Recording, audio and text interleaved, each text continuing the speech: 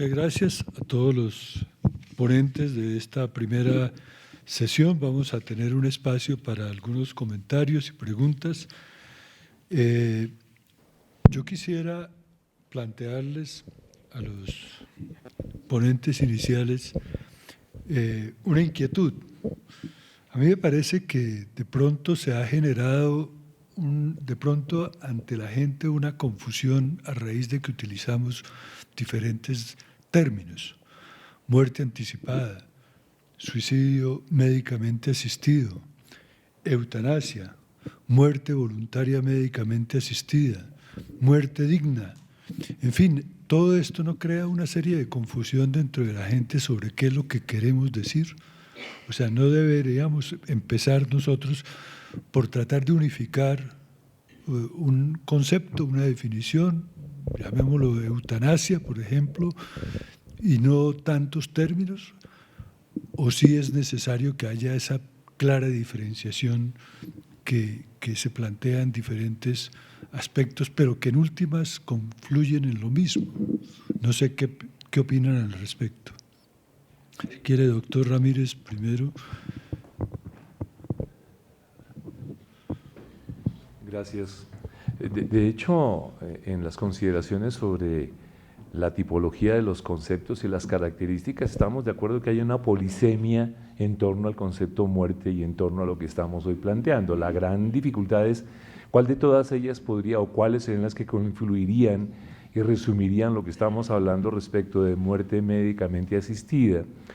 Esa es parte precisamente del ejercicio. Yo creo que ahí está la gran dificultad, es qué es lo que nosotros podríamos reducir de todas esas polisemias en torno al concepto muerte. Este debate justamente es parte de lo que nos estábamos planteando y por eso nos abocamos a trabajar sobre una glosa de términos y de conceptos que nos ayuden a diferenciar, que nos ayuden a comprender y que nos ayuden a resumir de manera más práctica, más lógica, más simple, no solamente en el ámbito médico, sino también con respecto a los pacientes, porque a mí me parece que uno de los temas importantes de esta discusión, de estos foros, de estos encuentros, es que esta información no se quede solamente en el ánimo y en el ambiente académico y científico, sino que se traslade a la gente del común que puede y debe y tiene derecho a acceder a la información y a tener claridad conceptual sobre esto.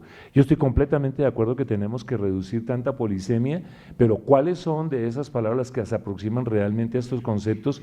Y todavía tenemos necesidad y tenemos urgencia y tenemos que generar mucha claridad entre todos nosotros y desde las diferentes disciplinas respecto al concepto de muerte anticipada. Nosotros nos hemos como casado, pero esto no define ni decide nada sobre muerte médicamente asistida o muerte anticipada. Nos quedaríamos por ahí y hay otras cosas que podríamos decir, pero parece que esos son como los dos conceptos más apropiados, pero insisto, requiere consensos, no para definir qué sí aceptamos o qué no aceptamos, sino para dirigir de una manera más clara y precisa información a este debate polisémico sobre muerte médicamente asistida.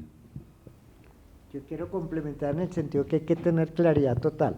Eutanasia, bueno, eutanasia pasiva, dejarlo morir. Eutanasia activa, se le inyecta pues, los diferentes medicamentos para que la persona pues, entre en paro cardíaco y muera. Y suicidio asistido se le entrega, es una fórmula, y él el día siguiente o 8 días después o cuando elija o en tal época, él se toma los medicamentos de la fórmula. Lo que pasa es que las fórmulas ideales implican medicamentos que también son de alto costo. Yo quisiera complementar, pero entiendo que la doctora Julieta también quiere comentar algo. Gracias. Entonces, es muy importante que tengamos claridad con que nosotros ya tenemos conceptos claros, definidos, y hemos avanzado en eso. La resolución 229 del 2020 tiene muy claro qué es agonía, qué es eutanasia, qué es dignidad, qué es muerte digna, y ahí en la norma, en ese acto normativo, digamos que está claro a qué se refiere cada uno de esos términos. Cuando nosotros tenemos un espacio académico como estos, donde profundizamos en la literatura, por supuesto vamos a ampliar un poco más el tema y vamos a profundizar en términos de cómo se nombra en otras partes. Por ejemplo, aquí no hablamos de irremediabilidad, pero en otros países para la enfermedad mental severa y persistente se habla de irremediabilidad.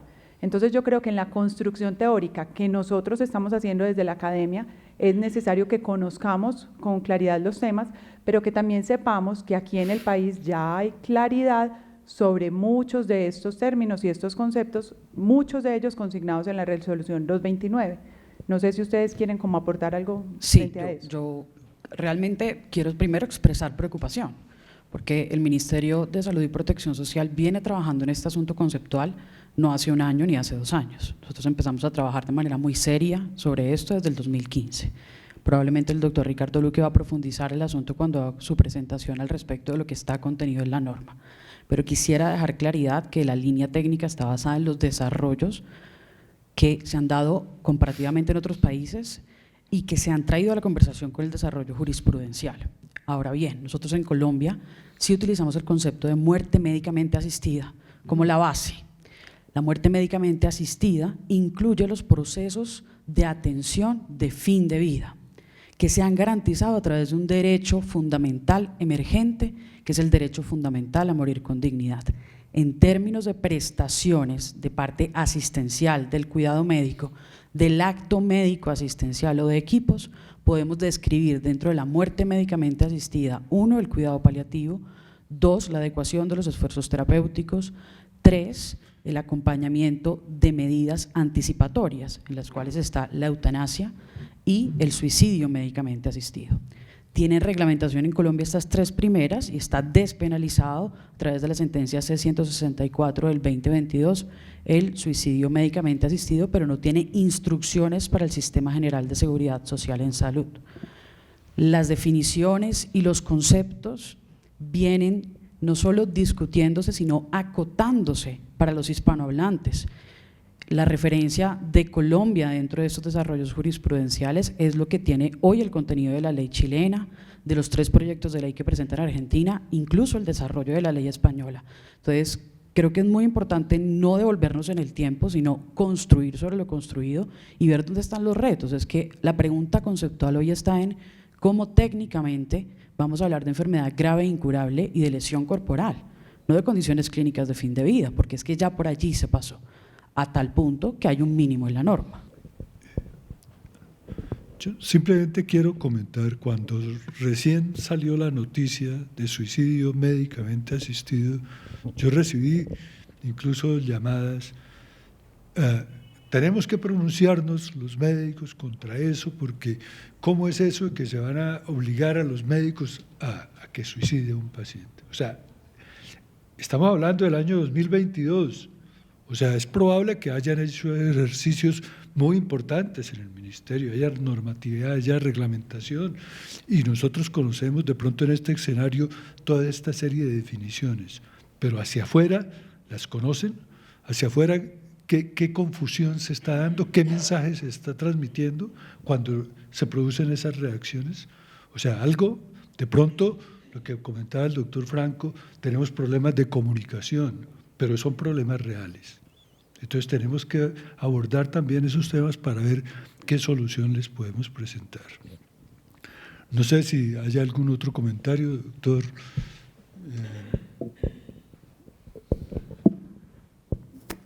Sí, muy buenos días, muchas gracias. Este tema, pues como lo decía el doctor Ramírez, es un tema espinoso y siempre, yo creo que no solamente en Colombia, sino en todo el mundo. Pero alguna vez escuché al doctor Sánchez Torres hablar de que se requiere cambiar la ley 23 del 81, porque por ejemplo, cuando uno le toma el juramento de la promesa médica a los estudiantes, pues ellos prometen defender la vida, y por ejemplo, tanto en el aborto como en la eutanasia, hay que poner eso a tono con la legislación, porque pues las cosas han cambiado. Entonces, nos toca cambiar la ley 23 y ponerla, actualizarla. Y lo otro que decía la doctora era los cuidados paliativos. Yo he tenido 2 casos, yo sigo ejerciendo la medicina general, y he tenido 2 casos de pacientes que han estado al borde del suicidio y que con tratamiento psiquiátrico hoy en día están perfectamente bien. Lógicamente ha pasado mucho tiempo, ya llevan ya han tenido hijos, han sido 2 mujeres y han estado bien. Entonces yo digo, cuando uno está en un estado, yo estoy de acuerdo con la eutanasia, por cierto, pero yo digo, cuando una persona está en un estado crítico, se deprime o un estado de ansiedad severa, puede pensar esa persona, digamos que así no tenga sufrimiento físico, pero sí tiene sufrimiento mental y puede decir, yo quiero el suicidio, pero si se le da un tratamiento o se le da la oportunidad de los cuidados paliativos o los primeros auxilios psicológicos, psiquiátricos, en fin, esa persona puede de pronto tomar otra decisión. Y aquí en Colombia hemos avanzado mucho, yo sé que hemos avanzado mucho en la eutanasia, pero hemos poco avanzado en los cuidados paliativos. De hecho, que en la mayoría de hospitales no hay unidad de cuidados paliativos y hay muy pocos médicos que se dedican realmente. En Medellín veo que hay mucho médico que se dedica a los cuidados paliativos, pero en el resto de ciudades muy poco hay en cuidados paliativos. Entonces, yo sí estaría de acuerdo en que tenemos que hacerle énfasis también a esta parte para que definitivamente el paciente tome una decisión que aún así con cuidados paliativos sea una decisión refractaria, es decir, irreversible y que definitivamente le está produciendo mucho dolor y que requiere una muerte digna. Entonces, por un lado, pues me imagino que el doctor Sánchez Torres más adelante nos hablará sobre la ley 23 del 81 que requiere una modificación, y por el otro lado que tenemos los médicos que insistir en los cuidados paliativos, porque ya hay una ley de cuidados paliativos, pero como todas las leyes acá hace falta más reglamentación e implementación en los diferentes hospitales. Gracias. Yo quisiera hacerle una pregunta a los doctores Rodríguez o Franco, la doctora Cosio. En un país como Colombia, que tiene una fuerte influencia religiosa, particularmente católica, y obviamente la Iglesia Católica está en contra de todas estas cuestiones, ¿cómo se manejan ante pacientes y macro ante la sociedad esta situación que sin duda tiene una influencia importante? Sí, claramente la doctrina religiosa, la doctrina de fe que profesa el paciente hace parte de lo que constituye su marco de valores, sus creencias, sus preferencias y lo que de alguna manera le da fundamento a las decisiones que toma. Entonces se aborda así tal cual, de manera individualizada. Muchos pacientes, muchos, de los que solicitan eutanasia son pacientes católicos que logran comprender que el deseo de solicitar eutanasia responde a una condición de sufrimiento que para ellos, estamos hablando de un asunto individual, porque es que estamos hablando de un derecho, no de un deber ni una imposición que se le hace a los pacientes. Este es un derecho que se ejerce en primera persona, pero que incluso alineado con sus doctrinas de fe, esto le permite definir que ya llegó a un punto de sufrimiento intolerable para su vida. Muchos pacientes, de hecho, en este acompañamiento psicosocial, que es una de las funciones del comité, velar por el acompañamiento psicosocial de los pacientes y de sus familiares, acompañamos a los pacientes a que conversen con sus líderes religiosos, con sus pastores cristianos, con las personas que ellos consideran que los puedan acompañar en ese sentido. Muchas instituciones de salud, hablo desde cómo funciona en Medellín, ya los líderes, los pastores, los líderes religiosos, los capellanes de algunas instituciones saben que este es un proceso que se lleva a cabo, saben que hay pacientes que hacen estas solicitudes y conversan con los pacientes con tranquilidad, con naturalidad. En muchas situaciones desculpabilizan a la familia también y se vuelve un alivio para los pacientes.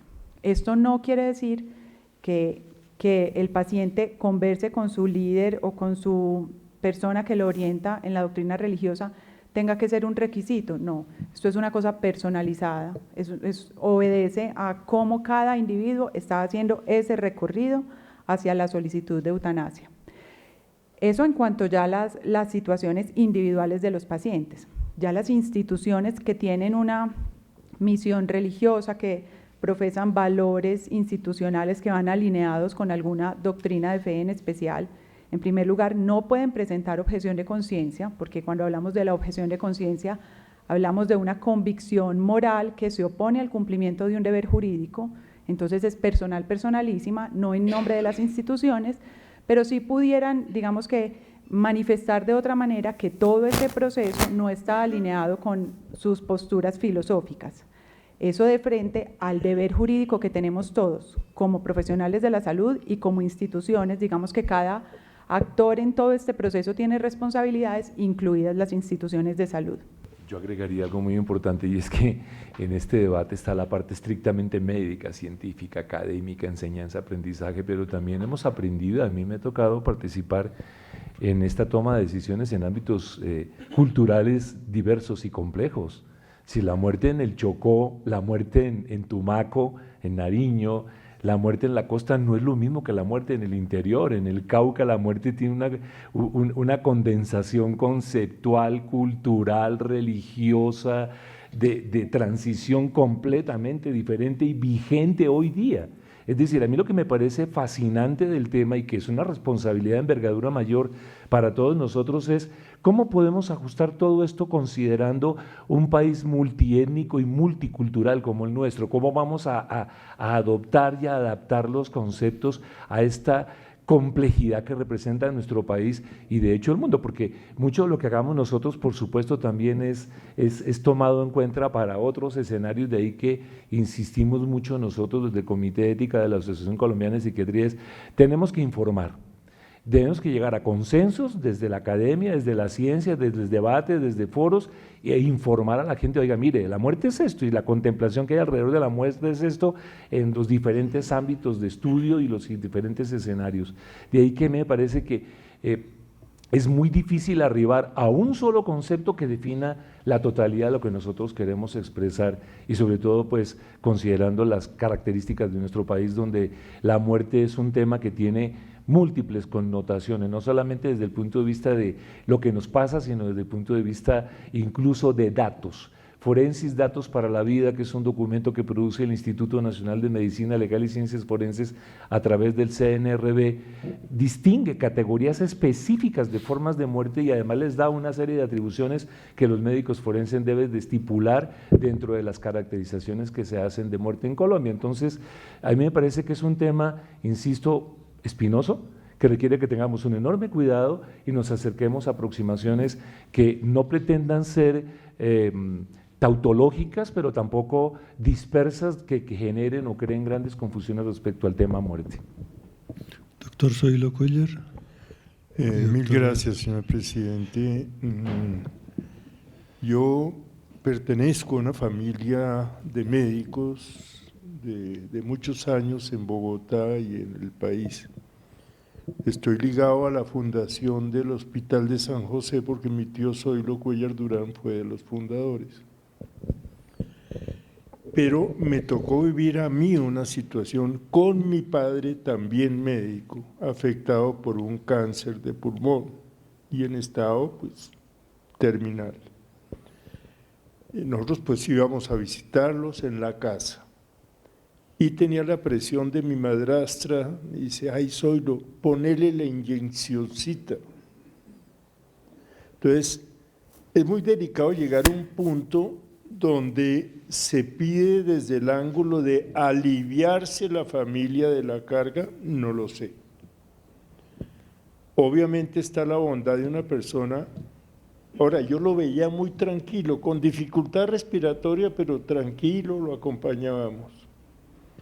Y le dije, yo decido en qué momento. En un buen momento pasó lo que tenía que pasar con las paraneoplasias, que hizo un problema vascular, probablemente trombótico, algo por el estilo, y comenzó con dolor. En ese momento no lo dudé un minuto, y se le hizo poner el Demerol, y al otro día estaba muerto. ¿Por qué? Porque si tenía un problema respiratorio y yo pongo un opiáceo, voy a deprimir el centro de la respiración, ciertamente voy a acelerar la muerte, ¿de acuerdo? ¿Actué bajo la ley del doble efecto? Muy probablemente, porque yo nunca he tenido conciencia complicada, porque yo no maté a mi papá, le di los mecanismos para aliviarse. Y yo creo que eso es lícito. Es un ejemplo que no sé hasta dónde puede servir en la audiencia, porque es un ejemplo de una situación absolutamente personal vivida por mí como médico y como hijo. Mil gracias, señor. Bueno, doctora, primero y luego si hay algún comentario antes de cerrar Buenos días esta a primera todos. parte. Yo quisiera preguntar un poco de una experiencia que vivimos en la Sociedad Colombiana de Pediatría Regional Bogotá, cuando nos solicitaron conceptuar antes de la reglamentación en el tema de eutanasia en niños, un tema súper espinoso. Nosotros hicimos una serie de reuniones con pacientes, incluso pacientes de cáncer, niños, niñas, y por supuesto el tema de los pediatras pues era un tema central, cómo podemos reunirnos, discutir el tema, abordarlo, opinar para poder… Y lo que yo sentí, y quería un poco preguntarles acerca de eso, es que los pediatras no querían hablar del tema, es decir, que es un tema tan espinoso que preferimos decir… Yo no opino de eso, allá habrá unas personas que se encargan, a mí ni me pregunten, ni me cuenten, ni quiero opinar. Fue mi sensación, hicimos muchos esfuerzos y logramos, digamos, unos grupitos muy pequeños de gente interesada porque le parece, pues, digamos que es un tema que le interesa ya casi que en lo individual, pero no se logra llegar a la comunidad médica, que es parte de la tarea que usted, doctor Gamarra, ha mencionado, o sea, cómo hablamos del tema con los médicos, cómo nos ponemos de acuerdo, pero yo sentí que los médicos cierran la puerta porque es un tema demasiado difícil. En niños, ni hablar, pues esto afortunadamente se generó en Colombia, desde mi punto de vista, el tema de la eutanasia con ciertos requisitos que considero muy juiciosos para niños mayores de 5 años, pero los pediatras no querían hablar del tema y no quieren hablar del tema, y yo creo que en la comunidad médica general existe como esa dificultad. ¿Cómo ven ustedes como expertos que también tienen una tarea de educación, de información, cómo podríamos ayudar a superar un poco ese bloqueo que existe para hablar de temas tan difíciles como estos? Doctor Franco, yo creo que después de la participación del doctor Franco, hacemos un receso. En la segunda parte vamos a tener la oportunidad de retomar otra vez estos temas y continuar, pero para efectos de no aplazar más, damos esta respuesta por parte del doctor Franco y luego hacemos el receso y continuamos la siguiente sesión. Mil gracias, doctor Gamarra. Agradecimiento especial al doctor Zoilo Cuellar porque nos mostró la diferencia de la vivencia a los dilemas hipotéticos.